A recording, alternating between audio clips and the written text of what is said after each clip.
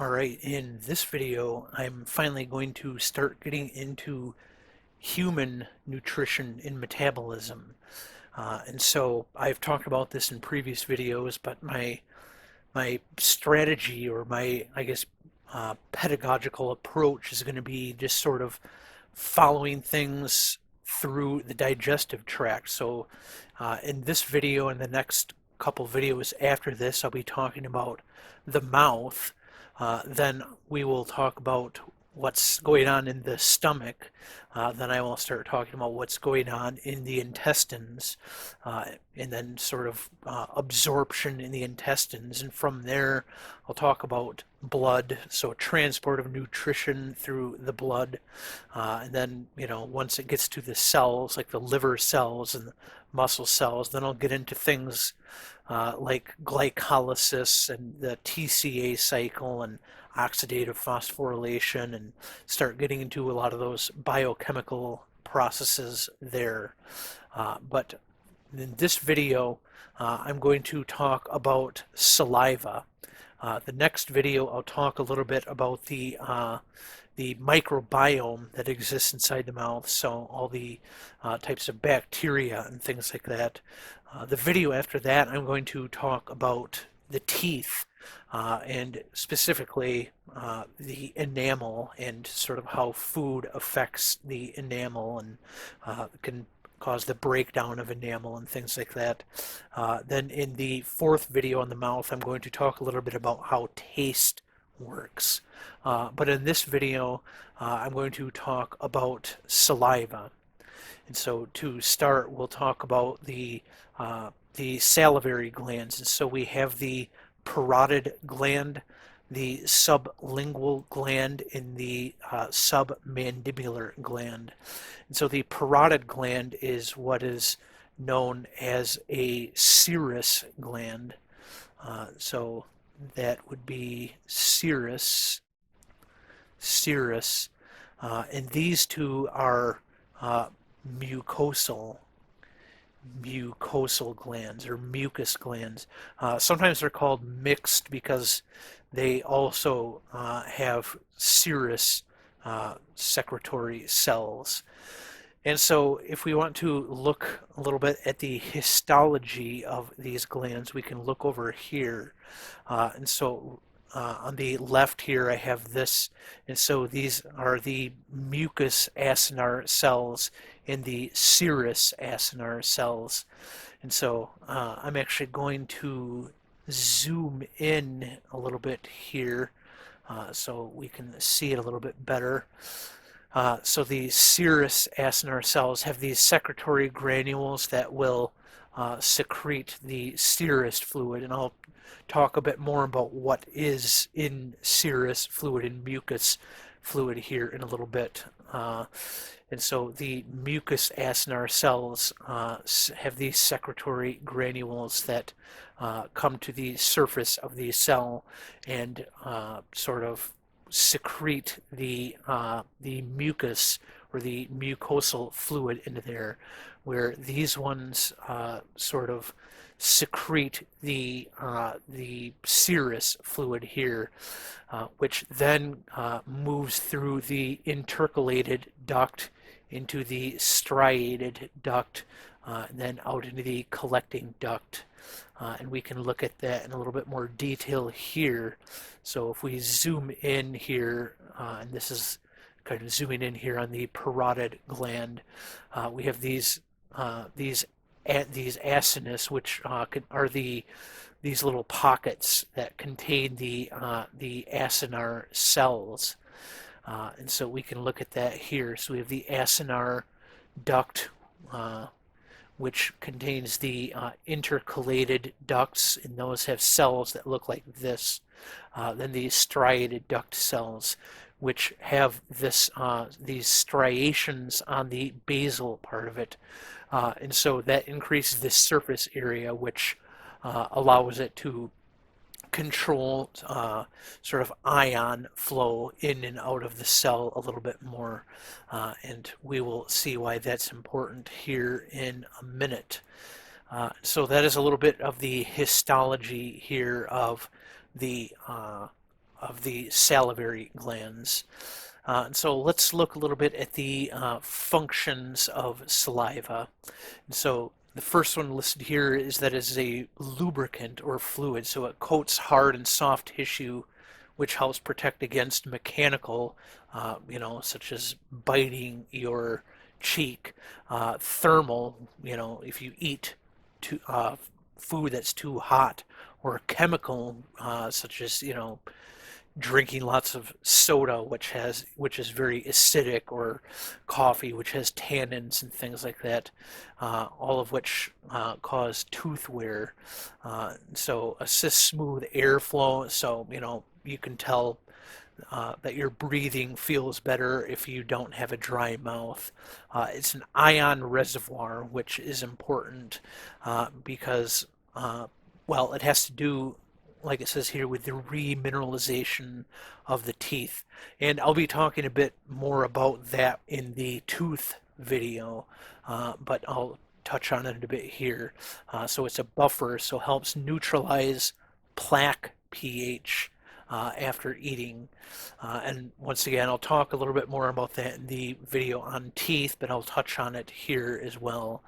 Cleansing, clears food and aids in swallowing.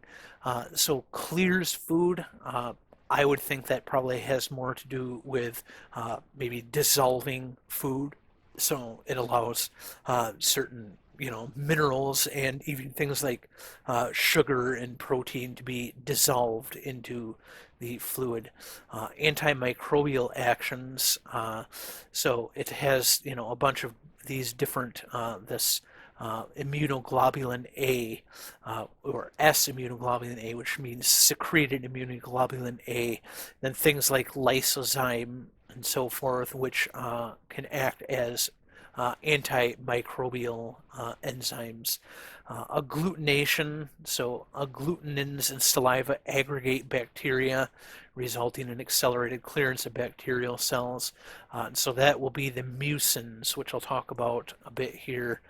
So that's, essentially mucins are the proteins in mucus that make it into mucus. So pellicle formulation, so a protective diffusion barrier formed on enamel, and digestion is obviously a big one, and that the enzyme α-Amylase in particular, which starts breaking down sort of more complex or larger sugars like starch, for instance. Taste, so saliva acts as a solvent, as I said before, thus allowing interaction of food stuff with the taste buds. Then there's excretion and water balance, which I don't know, I'm not going to touch on those much, but essentially, salivating is a form of excretion because the mouth is technically outside the body, and water balance because the rate at which you form saliva and salivate has to do with how hydrated you are. All right, so we'll talk here a little bit about the composition of saliva, and this I just took right from Wikipedia. And so I've boxed a few of the things here that are kind of important, but you can see that it contains electrolytes. One of them, the important one here, being calcium, because it supplies the calcium that your teeth use to remineralize, to sort of rebuild the enamel. And that's the same with this phosphate, because your enamel is made of a calcium phosphate complex, or the enamel is a calcium phosphate complex. But there's also this bicarbonate, which actually acts as an acid buffer. So I have this here. So this is a step-on curve illustrating changes in, this looks like it says plague, but I think it's supposed to be plaque. Well, I know it's supposed to be plaque, but plaque pH. So that is the plaque. It's sort of the stuff stuck to your teeth. And so we can see that the pH is just a little bit below 7 here, but then it falls quite a bit down below pH 5 uh, after sucrose rinse. And so, and I'll get into this a little bit more in the next video about bacteria, but what's happening is the bacteria are eating that sugar and they are releasing acids, mainly lactic acid. And so that is happening because of fermentation. Fermentation. And so this generates this acid here, which reduces the pH, and that can cause damage to the tooth enamel. And so the bicarbonate is acting as a buffer. So we have the bicarbonate here, and so that will actually form so that with these H pluses, which are the acid, so the hydrogen ions, to form this carbonic acid, and then carbonic anhydrase will quickly turn that into water and CO2. So water, which is just mostly what saliva is, and carbon dioxide, which will just get released and sort of breathed out. And so that is that is why this bicarbonate, and the even says, is higher than plasma concentration, because we need that to regulate the pH of our teeth. Then there's the mucus, which I will talk about here in a little bit. So I think I'm going to save mucus and α-Amylase for a little bit, because those I'm going to go into a little bit more detail. But then there's this lysozyme. So this is one of the sort of main antimicrobial enzymes. And so lysozyme actually breaks up this peptidoglycan, which is the cell wall of gram-positive bacteria. So gram-positive have a cell wall and then a cell membrane, where gram-negative have two membranes with a cell wall kind of in between, but I'm not going to get too much into that. The idea, though, is that it is breaking up this bacterial cell wall, so that we have this N-acetylmuramic acid and N-acetyl D-glucosamine formed into these repeating things like this. And the lysozyme actually breaks these bonds between the N-acetylmuramic acid and N-acetyl D-glucosamine. So this is sort of a schematic of the gram-positive bacteria.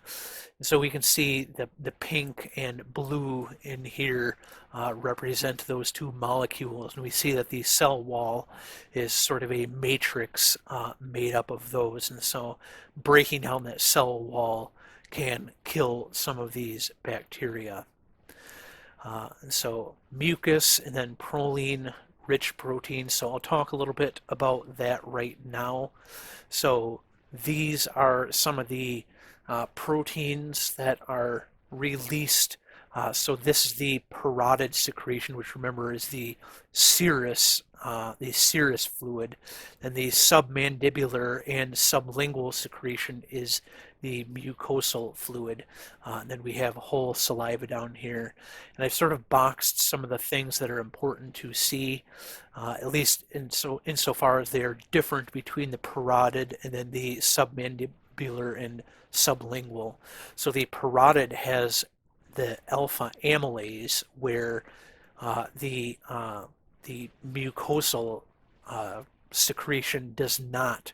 And then the parotid does not have any mucus, where the mucosal ones obviously do have mucus. Then we have this cystatin, which is so I wrote this in here. It's a protease inhibitor.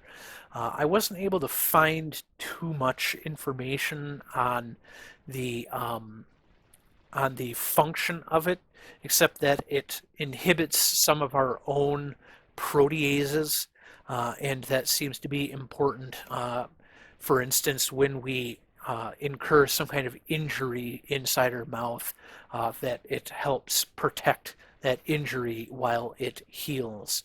Then these proline-rich proteins are important for binding to the calcium that comes out so that the calcium doesn't sort of precipitate out of solution, so that calcium can actually be brought to the teeth and used to remineralize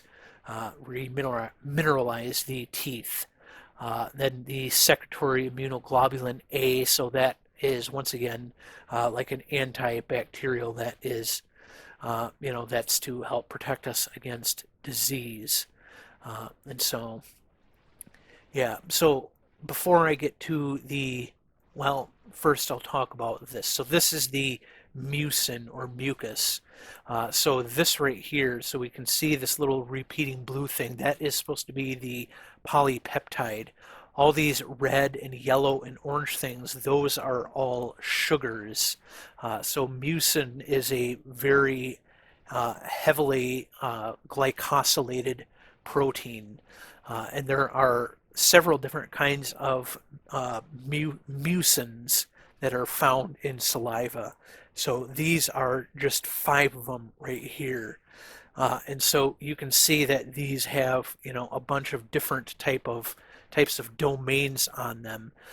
So we have these tandem repeats in serine, threonine-rich regions, which are the places where the sugars are actually attached to these things. And so that's what these rectangular regions are on each of these right here. So we can see that those are highly glycosylated proteins. And so this shows that that the mucus forms this kind of matrix. So in part A here, it's showing the salivary proteins. That would be things like the alpha-Amylase and even like the proline-rich proteins and the protease inhibitors and the immunoglobulins and things like that would all be within that matrix. And so the paper I got this from, and once again, as usual, all the papers that were used for the research of this video will be linked to in the description down below. And even just something as simple seeming as spit, I could probably make a multi-video series just on this. So I'm just kind of touching on the highlights. If you are interested in learning even more, once again, check out the links in the description down below. And so this paper was actually proposing some possible ways that mucin could help protect against oral microbes. So it thought that maybe, and the paper goes into these models and gives some evidence for them and stuff, that it forms this sort of barrier between the pink down here, which would be the tissue, and the bacteria up here. It could also be agglutinating the bacteria, or it could just be sort of capturing them in this matrix like this. But once again, that's sort of this model, or one of the functions really of mucin, which is the protein in mucus, that's one of the functions that it serves in the oral cavity. And there are a bunch of other different types of mucins, and those are secreted in other places in the body. But these are just 5 of, I think there are, somewhere around a dozen different kinds, even in just the oral cavity. But I believe this MUC5B is one of the more abundant kind in the mouth. All right, so kind of going back up here, so a few of the other things we can see as constituents. So epidermal growth factor. So that is just for healing wounds. So if you incur some kind of wound in your mouth, then epidermal growth factor is there, and it tells the cells to start, growing over the wound. So we have the lingual lipase, So that is, so lipase telling us that it's for breaking down fats. Um, and it says this is secreted by the acinar cells in the sublingual gland. But because its pH optimum is much lower than what's in the mouth, it is actually inactive until it enters the acidic environment of the stomach. So we're releasing this enzyme in the mouth, but only once it gets to the stomach does it actually become active.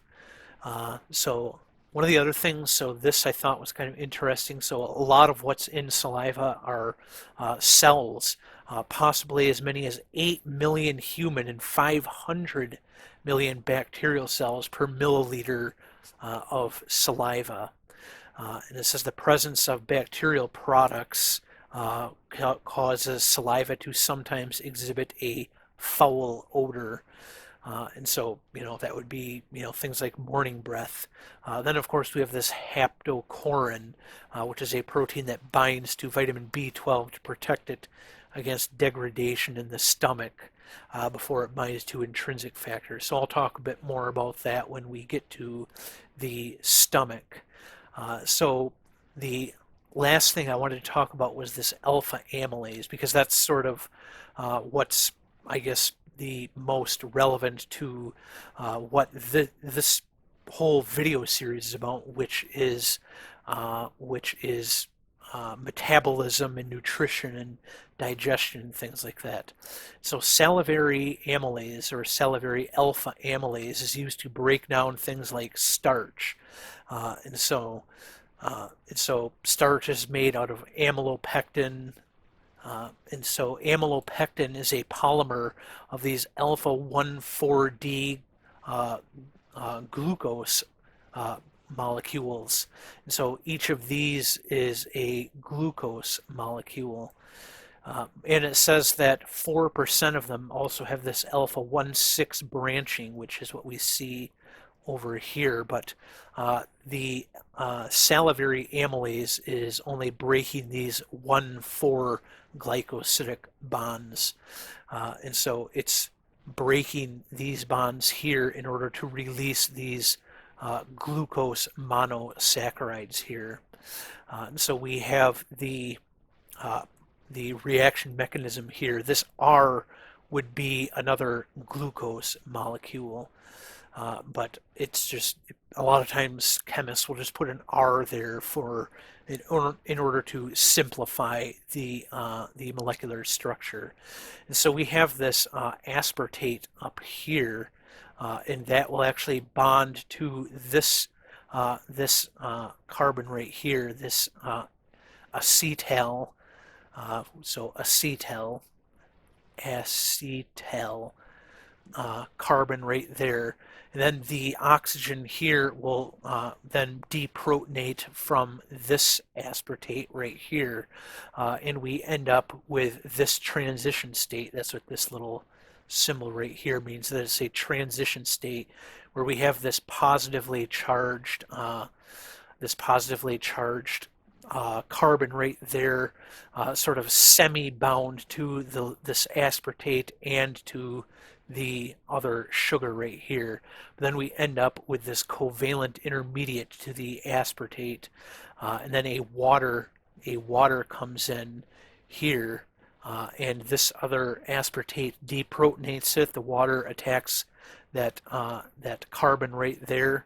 We end up with this other transition state, but then the water bond. So this hydrogen right there will end up bound to that, and then we end up with this. And so that's why you often see these type of reactions, these hydrolysis reactions, as being like you have, a carbon, which is part of some molecule, oxygen to another carbon, which is part of some other molecule, and then you'll see plus H2O, and sort of, then we have the RCOH,